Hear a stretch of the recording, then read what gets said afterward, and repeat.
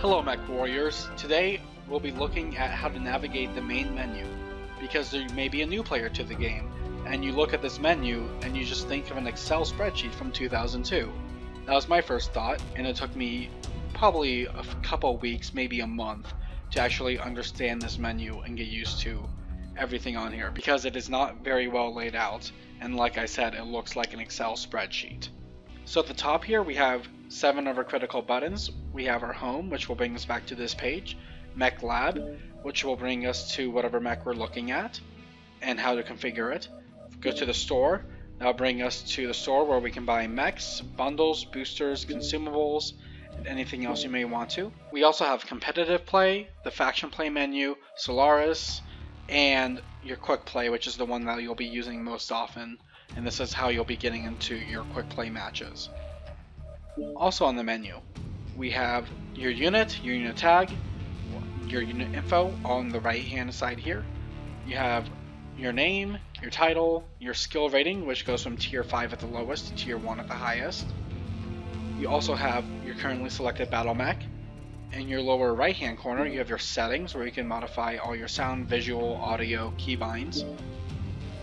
On the bottom left you have your active premium time, and you have 3 very important numbers. Your mech credits, which are the premium credits of this game, which you can unlock only certain mechs with them, as well as purchase mech bays, which allow you to own more mechs. You have your C bills, and these are used to purchase your skill points, your mechs, and their equipment.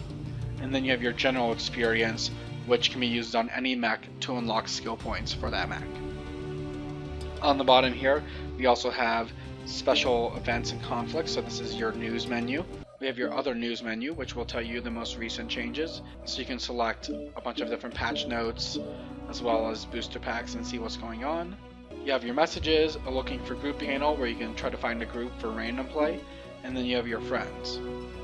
On the left hand side here, we have a place to select your mech, your inventory, which takes you to all of your mechs, your weapon systems that you currently own, your equipment, your omnipods, and your supply caches.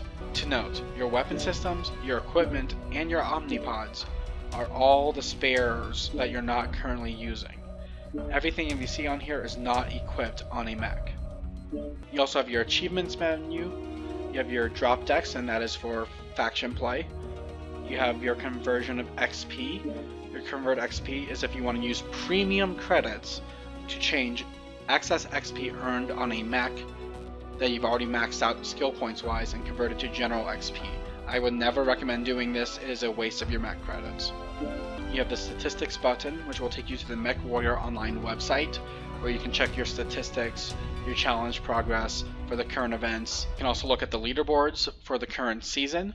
If you have a code to redeem, you can redeem your codes. You can change your title and badges on the left hand too. If you want to go to a testing ground to check your mech, you can do it from here or while you're in your Mech Lab. And if you ever want to go back to Academy to do the beginning training again, you can do that on the left side of the menu as well. Now we're going to be looking at the actual Mech Lab. This is how you can equip your mech. When you look at your mech, you have 7 different parts you can modify potentially. These numbers here indicate your armor level on that certain component. So right here I have 3 armor in my head, but if I decreased my tonnage elsewhere, I could put more armor on my head. You have your tonnage on the upper right hand corner here. This is how much weight you can actually put on your mech. So I'm currently 100 of 100, so I cannot put anything else on my mech. You have your armor slots. Once all your slots are filled, you cannot put anything else on your mech. And for your broad indicators, you have icons in your arms and torsos, head, and legs. And you also have your weapon icons. So if you see this, that is an energy hardpoint. The number next to it means how many hardpoints you have available. You can place up to 1 energy weapon in this arm. Same with this arm. As you can see, there's 1 ballistic hardpoint left, so if I take my Gauss rifle off, you can see that is 2. That means this torso has 2 ballistic hardpoints, so you can put up to 2 ballistic weapons on it. For example, I could put 2 AC2s on that ballistic hardpoint if I wanted to. Every mech has to have an engine in it, and your engine will go in your central torso compartment.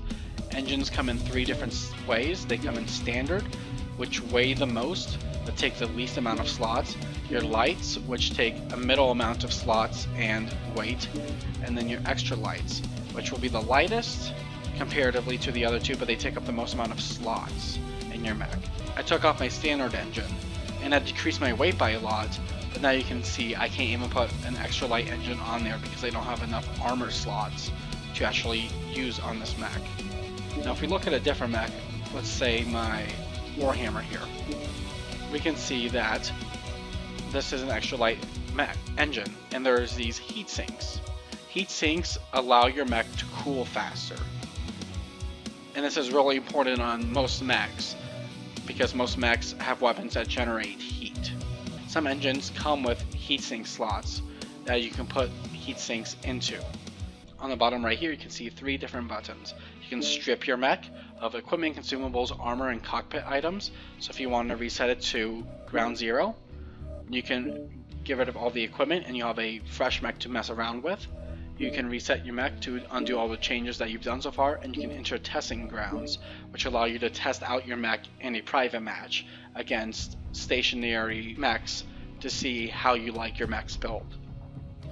So to put on items, you can just drag and drop what you want onto your mech, and when you're done, you can always hit save. That will immediately confirm the changes to your mech, and you will pay the amount shown here.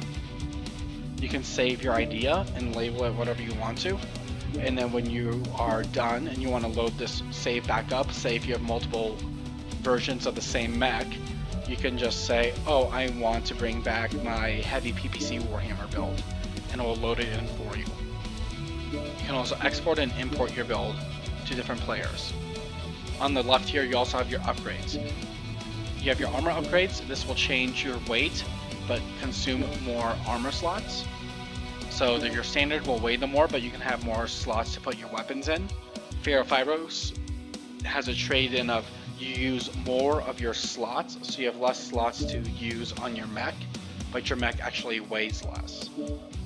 And then you have your light ferrofibros, which is a mix of the two. You have your heat sinks, you have your standard and your double. Your double are more efficient, but they take up triple the amount of space. I've only ever used double heat sinks, they're the most useful. You have your standard or endosteel structures. Again, the endosteel is actually lighter than your standard structure, so you'll get some of that tonnage off, but at the same time, you will lose some of your dynamic armor slots, so you have less places to put your weapons and your ammo. Looking at skill points, our menu works like this.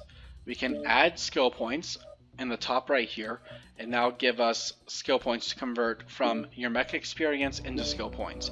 Note that every skill point that you get on this mech will cost 45,000 mech credits. You can also convert your general experience points that can be used on any mech. It's also worth noting that your mech can only have up to 91 skill points, so you can't scale out every single tree you have. You have a maximum of 91 skill points that you can use on a mech. So you want to make sure you plan out ahead to see what you actually want to do with your mechs. So for example, I have a lot of my skill points focused in firepower, which is more often than not where the majority of skill points will be focused in every single mech. And as you can see, I also have skill points in survival, operations, and sensors, and auxiliary.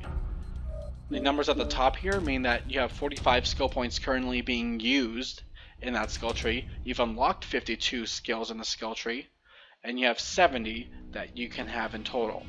When you look at unlocking a new skill point, you'll see that says allocated 1 SP. It'll be red if you don't have the skill point available on your mech, or it'll be blue if you have the skill point available on your mech. If you're switching to a skill point that you already have unlocked, it'll just give you the change and it'll cost no skill points. You have your weapon groups here. This will change what buttons fire which weapons. 1 and 2 is your left click, right click. 3, 4, 5, 6 will be on your keyboard. You can also change these in the middle of battle by using your arrow keys and by hitting control on the weapon that you want to change to that weapon group. You have your camo spec where you can change your colors. You have your cockpit where you can change your cockpit items such as your war horn, which gives you whatever sound you want to whenever you kill an enemy.